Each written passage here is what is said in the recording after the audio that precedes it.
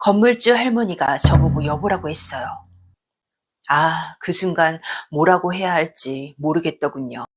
오늘의 이야기 시작합니다. 오빠들 끝까지 함께 해주세요. 저는 35살 부동산 실장으로 일하는 미혼 남자입니다. 공인중개사 자격증을 따고 사무소에 들어온 지 이제 1년이 되어 갑니다. 기본금 없는 비율제라 벌이는 넉넉하지 않지만 그래도 제 일엔 만족하고 있습니다. 그날은 다른 날과 다르지 않은 평범한 오후였죠. 문이 열리더니 60 중반쯤 돼 보이는 할머니 한 분이 들어오셨습니다. 수수한 옷차림에 하얀 머리를 질끈 묶은 모습이었죠. 여기 주변에 작은 상가 하나 구하려면 월세가 얼마나 할까요? 할머니가 조심스럽게 물으셨습니다. 사장님은 그 말을 듣더니 진짜 계약할 사람은 아닌가 싶었는지 건성으로 몇 마디 흘러넘기고는 그냥 나가버렸습니다. 결국 제가 대신 설명을 드렸습니다.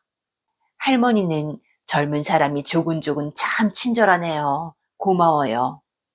그 말에 저는 그냥 별 말씀을요 하고 웃으며 넘겼습니다. 그렇게 잠깐 스친 인연일 줄 알았죠. 그런데 며칠 뒤 그분이 다시 오셨습니다.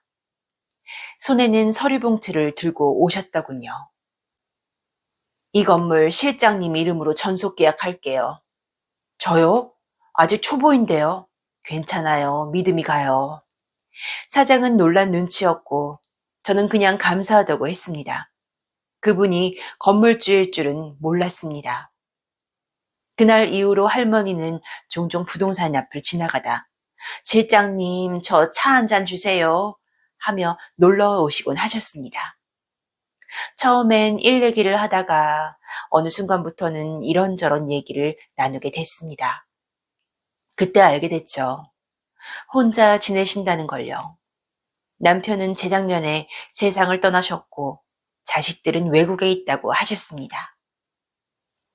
그렇게 몇 번의 시간이 더 흘렀습니다. 어느 날 퇴근 무렵 비가 내리고 있었습니다.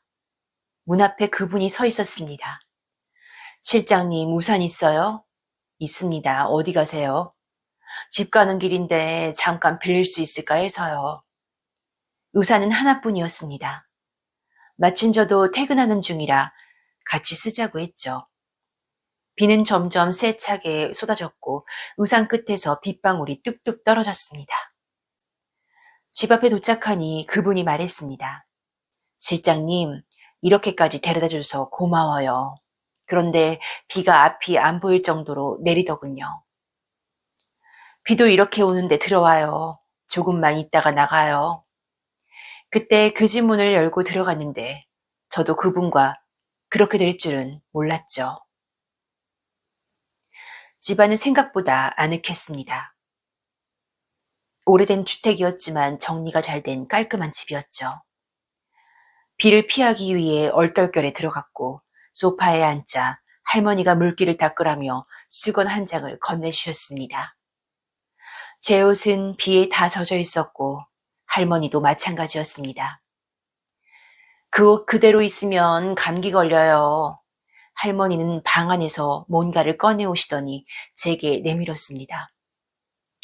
우리 영감 옷이에요. 잠깐만이라도 이거 입고 있어요. 옷 마를 때까지만.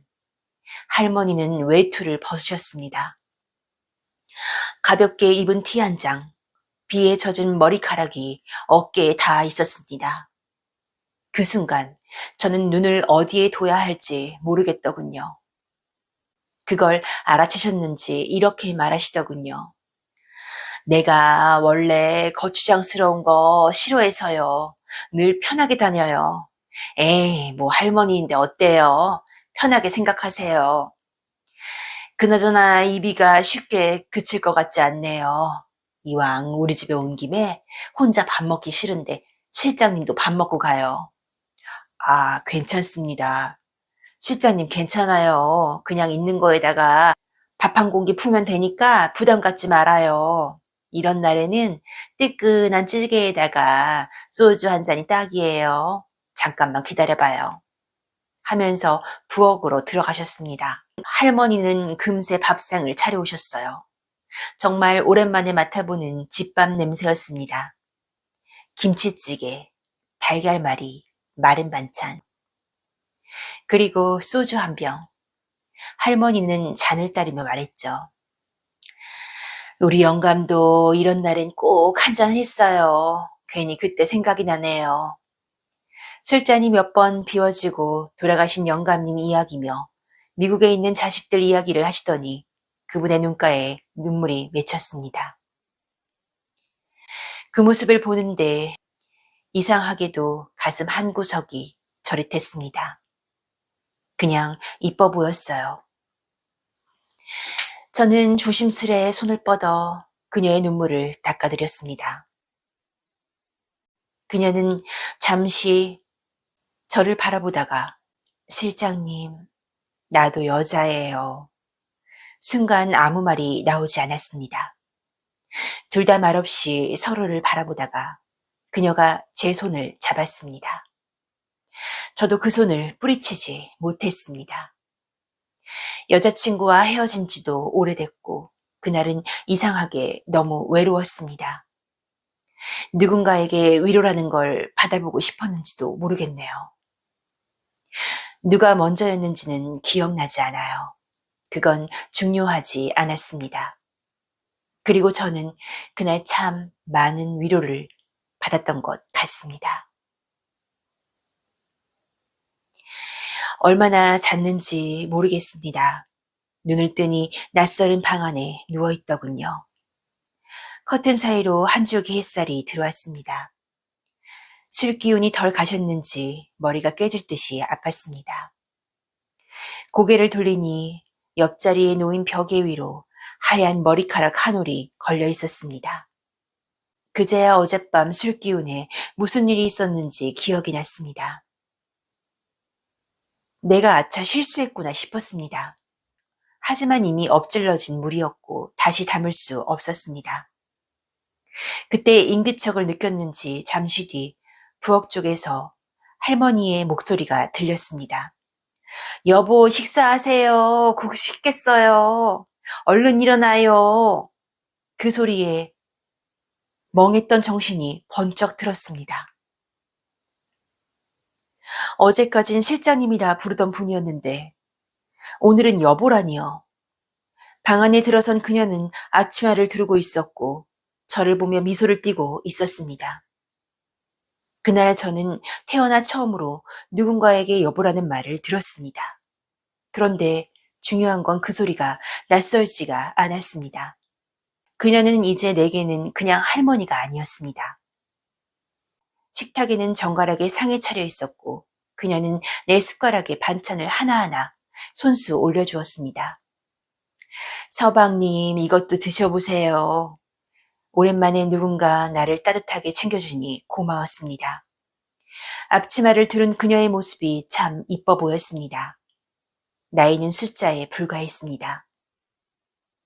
식사를 마치고 어차피 이렇게 된 거 이제는 될 대로 되라는 생각이 들었습니다.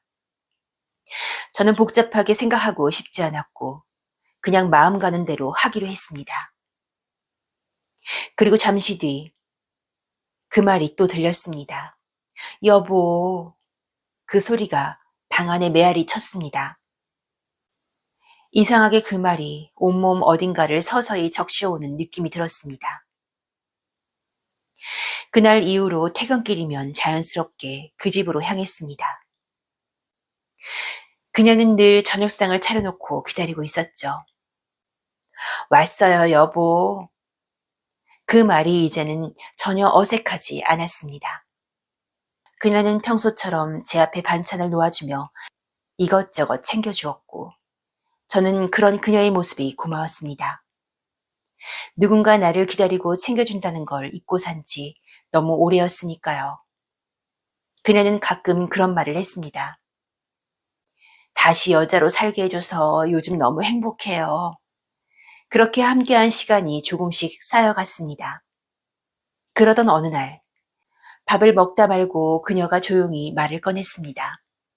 여보, 이제 실장 일은 그만뒀으면 해요. 그만두라고요? 우리 건물 1층은 비었어요. 이젠 남이 일 말고 서방님 이름으로 해야죠. 그녀가 그렇게 말할 때 왠지 모르게 가슴 한구석이 뭉클해졌습니다. 건물주라는 사실보다 나를 그렇게 믿어주는 그 마음이 고마웠습니다. 그녀는 어느 날 내게 여자로 다가왔고 그렇게 내게 살며시 스며들었고 그리고 이제는 살아갈 이유를 주고 있었습니다.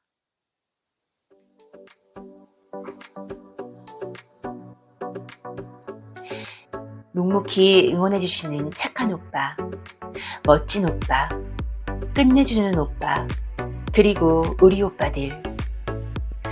오늘의 이야기는 어떠셨나요? 구독과 좋아요, 알림 설정은 저에게 큰 힘을 줍니다. 오늘도 함께 해주신 오빠들 정말 감사합니다.